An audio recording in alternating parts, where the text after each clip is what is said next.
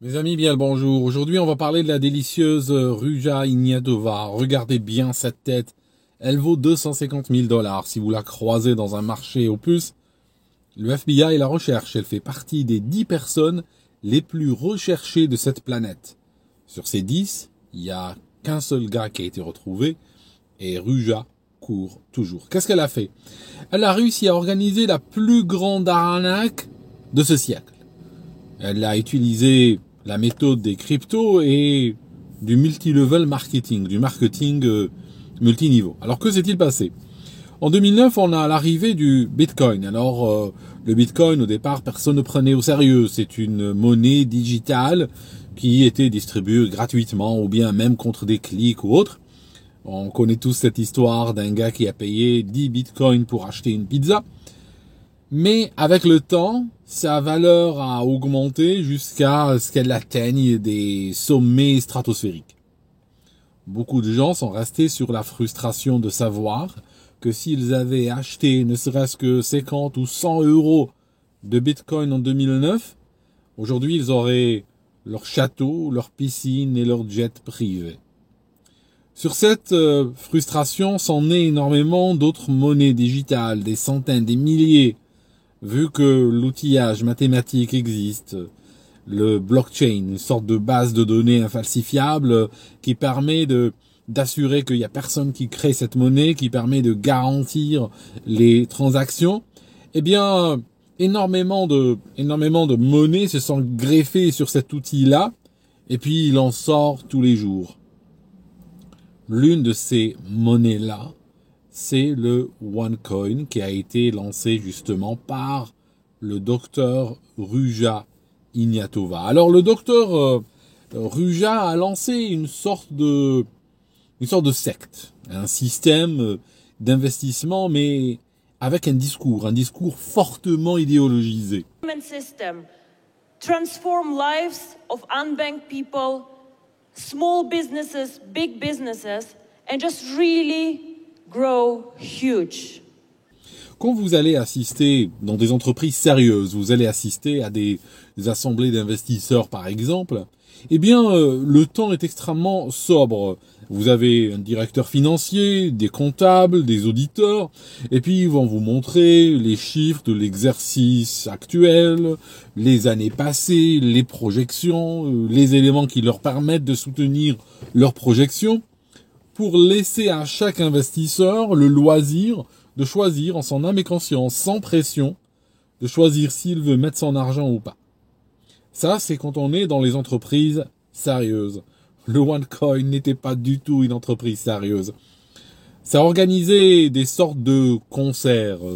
La Ruja Ignatova arrivait là-dedans comme une rockstar. Il y avait de la musique, des feux d'artifice, des flammes. Et puis les gens applaudissaient et l'adulaient. Elle leur promettait une révolution. Elle voulait déjà tuer le Bitcoin. Son OneCoin, c'était pour détruire le Bitcoin. Elle leur disait, cette monnaie, dans 2 ans, il n'existera plus. Le futur nous appartient et personne ne va nous stopper. Forte en marketing, elle réussit à obtenir des pages dans Forbes. Il n'y a pas un arnaqueur qui n'est pas passé ou qui ne soit pas passé dans Forbes. C'est une étape obligée dans tout parcours d'arnaque. Il leur enseigne cela dans les cours d'arnaque. Il faut passer par ces cours-là. En fait, elle avait payé la version bulgare de Forbes pour obtenir quelques pages à l'intérieur. C'était techniquement de la pub, mais quand même, il y avait son histoire, il y avait sa photo et ça lui permettait de briller avec ça. À partir de Forbes, cette fois-ci, elle va rebondir. Et cette fois-ci, ça ne sera pas vraiment de la pub, mais c'est du sérieux. Elle est invitée par The Economist. Et là, elle se retrouve sur un pupitre à parler un parterre où il y a des PDG, des directeurs, des décideurs, des hommes politiques. Il y a des premiers ministres, il y a des ministres de l'économie de plusieurs pays européens. Et elle est là, avec son charabia, à leur expliquer la banque de demain. Alors vous imaginez qu'avec de telles dispositions, elle va attirer du monde un peu partout. Et on doit dire à sa décharge que le docteur Ruja Ignatova n'est pas du tout raciste. Elle a arnaqué des gens au Mexique, elle a arnaqué des gens en Inde, elle a même arnaqué des gens en Ouganda. Alors son système était basé sur le One. le un. Il y a un seul monde. One world. On a un seul monde. On a dans ce monde une seule monnaie. Cette seule monnaie s'appelle le OneCoin. Et elle avait lancé la One Université ou la One Academy. Alors dans la One Academy, elle facturait jusqu'à $100,000 pour apprendre aux gens comment devenir riche. Alors je lance un appel dans cette vidéo. S'il y a un auditeur qui veut me donner $100,000, je lui explique tout de suite, en 30 secondes, comment il pourrait devenir riche. Mais ces gens-là, ils ont la capacité de convaincre. Mes amis, je vous dis un truc, ce genre d'histoire me frustre. Avec ma gueule de métèque, quand je vends des choses à des gens et même quand je vends à perte, il y a toujours quelqu'un pour me dire « Ouais, le prix est un peu trop élevé, est-ce que tu ne peux pas encore faire un effort alors que je suis à perte ?» Mais à des gens comme Ignatova, il y a plein de monde là-dehors qui sont prêts à vendre leur maison, donner leur économie et lui virer cela sur son compte. Ils sont même prêts à convaincre leurs proches et leurs amis de faire de même.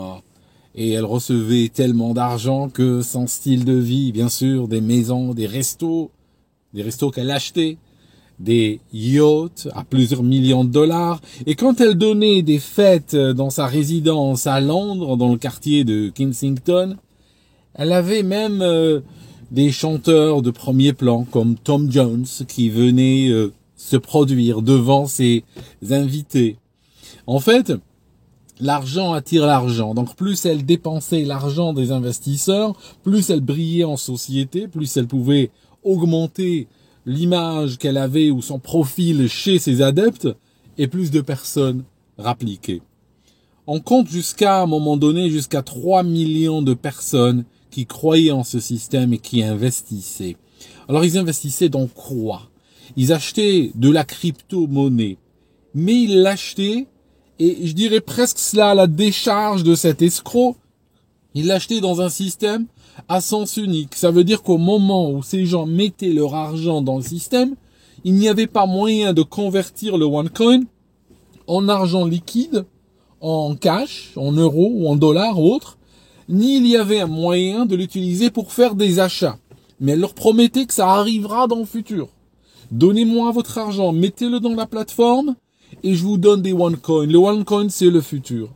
Et en fait, des gens mettaient de grosses sommes et les regardaient fructifier. Ce qu'ils voyaient en fait, c'est juste dans leur écran le nombre de OneCoin qui augmentait.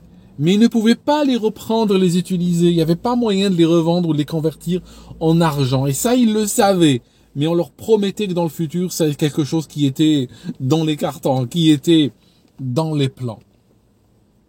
En réalité, le OneCoin n'était pas adossé du tout à une base de données de type blockchain.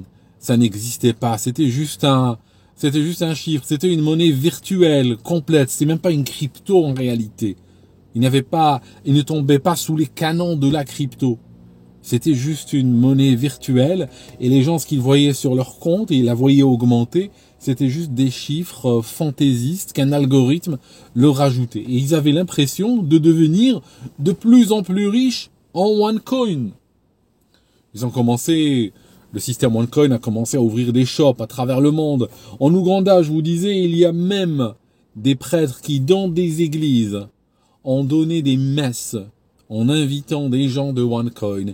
Les messes, ils mettaient un texte et c'était One Light, une lumière.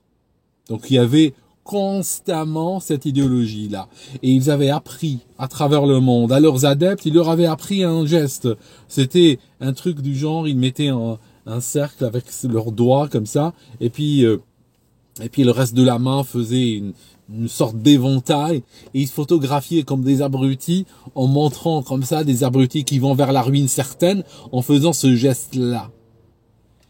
Et la réalité, c'est que son profil a augmenté à tel point qu'elle commençait à remplir des stades. En 2016, elle remplissait le stade de Wimbledon à Londres, où elle était accueillie comme une star. Et elle disait que l'année 2017 allait devenir la plus grande année de cette aventure-là. Et elle n'avait pas menti sur ce point. En 2017, quelque chose va arriver. En Inde, il y a des promoteurs du OneCoin qui organisaient une rencontre avec le public. Les gens devaient venir, ramener du cash, et puis on allait leur faire le show habituel, et à un moment donné, les inscrire là-dedans. Le problème, c'est que la police indienne, la police financière a eu vent de l'affaire. Ils ont regardé et ils ont trouvé assez rapidement, ça prend une demi-heure à vérifier, que le OneCoin était une arnaque complète, qu'en réalité c'était même pas de la crypto-monnaie, c'était un système multiniveau, de marketing multiniveau, parce que pour inciter les gens à ramener d'autres personnes, on leur disait que chaque fois qu'ils ramenaient du monde, qui allait être dans l'arbre en dessous d'eux, donc des référents, il y avait un système de référence, eh bien, leur monnaie, leur portefeuille de OneCoin allait augmenter plus vite. Ça permettait une génération plus rapide de OneCoin. C'est pour ça que des gens ont vendu leur famille, leurs amis, tout ça, dans ce système. Le problème, c'est que la police indienne a eu vent de l'affaire et a décidé de faire une descente. Ils ont fait une descente en civil pendant que ces gens-là préparaient la salle. La salle a été soudainement envahie de flics. Et ils les ont arrêtés. 18 personnes ont été arrêtées en Inde, plus les gens qui venaient pour investir, et on a trouvé l'équivalent de plusieurs millions de dollars entre les mains de ces futures victimes qui venaient investir. Alors, les victimes, bien sûr, se défendaient. Elles disaient à la police, non, laissez-nous investir, on veut donner de l'argent. Et tous les gens, que ce soit la police, les autorités, les analystes qui critiquaient le OneCoin étaient qualifiés dans ce groupe, dans cette secte littéralement, étaient qualifiés de haineux. Les haineux disent que chaque fois que quelqu'un posait des questions, genre votre monnaie n'est pas adossée sur du blockchain, votre monnaie n'est pas convertible en quoi que ce soit, on peut acheter du Bitcoin maintenant. Si dans 4 heures j'ai changé d'avis, je peux le revendre. C'est un marché liquide, c'est un marché qui existe. Malgré les arnaques et tout, c'est un marché réel. Là, le OneCoin, si j'achète 10 000 euros maintenant, et que dans 2 heures, ou dans 2 jours, ou 2 ans, j'ai envie de le reconvertir en autre chose, il n'y a pas de marché, il n'y a pas de place de marché qui l'accepte. Quand les gens faisaient face à ce genre de questions, ils répondaient par une sorte de mécanisme pavlovien qui leur avait été donné lors de leur dressage dans ce système de One Family, c'était une famille, il y avait toujours ce un partout. Et il disait, vous êtes des haineux. On leur apprenait à répondre comme ça. Dès que tu entends la moindre critique, tu es un haineux. Ça marche le OneCoin. C'est comme ça qu'ils répondaient. Et c'est comme ça qu'ils ont voulu répondre à la police indienne. Sauf que la police indienne, bon, elle prend pas de prisonniers. Ils ont arrêté tout le monde et démantelé le système. Là, on réalise que Dr Ruja fait partie de l'ancienne école. Elle avait une stratégie de sortie. Sa stratégie de sortie avait un déclencheur. Le déclencheur, c'était le premier flic qui se pointe. Parce qu'elle sait une chose. Elle savait pertinemment que si elle se laissait un jour arrêter et qu'elle finissait dans un commissariat ou dans une voiture de flic avec les menottes dans le dos, c'était trop tard. C'était trop tard pour se défendre, c'était trop tard pour s'en sortir. Parce que son système était un château de cartes. Alors, dès que elle a entendu le mot police en Inde, elle a disparu. On est en 2017. Après cette arrestation, elle avait un rendez-vous très important. C'était au Portugal où elle devait venir justement pour un show. Et sans avertir qui que ce soit, sans écrire, sans contacter personne, elle n'est juste pas venue. Alors ses assistants ils ont tenté de meubler. Il y a son frère qui est intervenu. Elle a un frère rempli de tatouages, une sorte de gros bras, qui a dû par la suite mettre un costume et commencer à intervenir lui aussi, mais c'était un crétin fini.